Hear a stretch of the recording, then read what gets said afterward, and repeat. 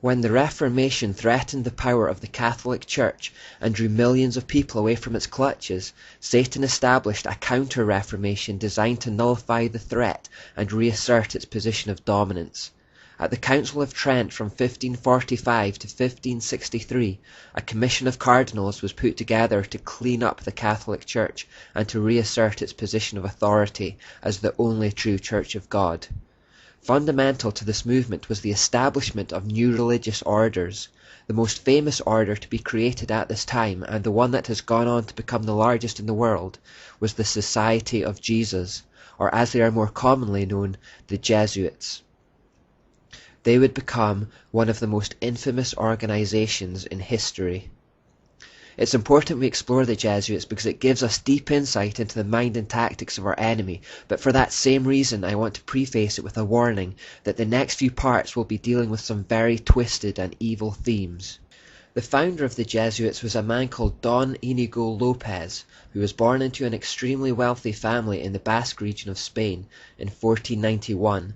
He later changed his name to Ignatius Loyola. As a young man, Loyola was said by police records to be proud, violent, vindictive, and dangerous. His great life's ambition was to become a powerful military commander, which was going well until one particular battle where a cannonball broke one of his legs and heavily wounded the other. This event effectively ended his military ambitions. He was removed from the field of battle, underwent numerous painful surgical operations, and spent a long time in recovery. During this period, Loyola had a nervous breakdown as he struggled to come to terms with the end of his army career and the end of his life's ambition. In this fragile mental state, as he lay there with little else to occupy his mind, he began reading a number of fanciful religious texts about the works of the Catholic saints. Particularly inspired by the life of St. Francis of Assisi, he set out to emulate his deeds and those of others like him. He began to envision Jesus as a type of great military commander, and thought that although his physical army career was over, he could instead become a kind of general in Jesus' army instead, the goal of which would be to capture the world. Now as a cripple, he made his way across Spain to the mountains of Montserrat, where there was a Benedictine monastery. Within this monastery was a sacred goddess idol called the Black Virgin of Montserrat, which he stood before in vigil for 3 days. There he committed himself and his work to her. By doing so, he committed himself to the demonic goddess Asherah. From here, he decided that he would go to Jerusalem and conquer the Muslim world for Catholicism. His ambitions were halted, however, as Barcelona had the plague, and he was forced to stay in the small town of Manresa for 10 months instead. For those 10 months, he lived in a cave, torturing himself physically and mentally, until he began to have dreams and visions. Through these hallucinations he claimed that the secret doctrine of the Catholic Church was taught to him by a form in the air near him, and this form gave him much consolation because it was exceedingly beautiful. It somehow seemed to have the shape of a serpent and had many things that shone like eyes but were not eyes. He received much delight and consolation from gazing upon this object, but when the object vanished, he became disconsolate. Here we see the telltale signs of a demonic cave revelation, exactly like that which Muhammad experienced. More explicitly than Muhammad's encounter, the being came in the form of a serpent rather than an angel of light.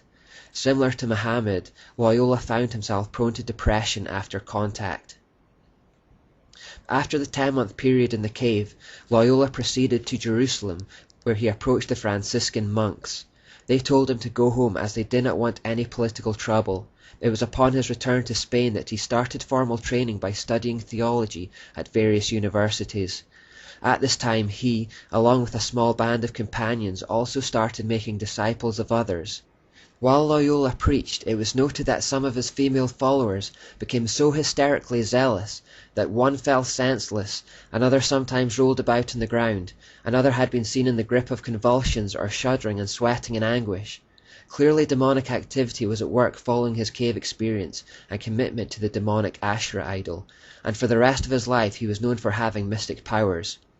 In the coming years he would be thrown into jail twice under the suspicion that he was a member of the Alumbrado, or as we know them, the Illuminati, and we'll discover more about them later. The description of people falling senseless and going into convulsions may remind you of scenes from Christian churches in recent times. To deal with that, I want to refer you to a 3-part series called Kundalini Warning, which I'll provide links for below. Please watch all the way to the end for a balanced opinion. By 1534, Ignatius Loyola had 6 key companions, all of whom he had met at university, and they formed the initial military brotherhood of the Society of Jesus. On the morning of 15th of August 1534, they met in the crypt of the Church of Our Lady of the Martyrs at Montmartre, and took solemn vows committing themselves to their lifelong work. As a man with an army background, Loyola created his order with the principles and disciplines that he had been used to as a soldier. The leader demanded the unquestioning obedience from his inferiors. Loyola was made the first superior general of the order, and they began the work of opposing the Reformation and re-establishing the dominance of the Catholic Church in Europe and around the world. They made their way to Rome where, in time, their society was accepted by the Pope, who at that time was Paul III. Paul III had seen the need of such a military order to repel the progress that the Protestant Reformation was making, as the Catholic Church seemed powerless by its own means. The Pope invested in them the authority to excommunicate all who would hinder or who do not aid the society, to confer orders, preach and administer the sacraments, to change their general, to absolve heretics as well as imprison the excommunicate, to exercise episcopal functions, to confirm, exercise, dispense, etc., to disguise themselves, to carry movable altars, give plenary indulgences, to live exempt, free from secular powers, taxes, as well as jurisdiction, authority, sentence, and command of any other ordinary delegate, judge, magistrate, from any search. In other words, the Jesuits were given authority from the Catholic Church to operate above the law and to employ any means necessary to do their work. With this remit, in time, the Jesuits became the most prominent and powerful of Catholic weapons against the Reformation.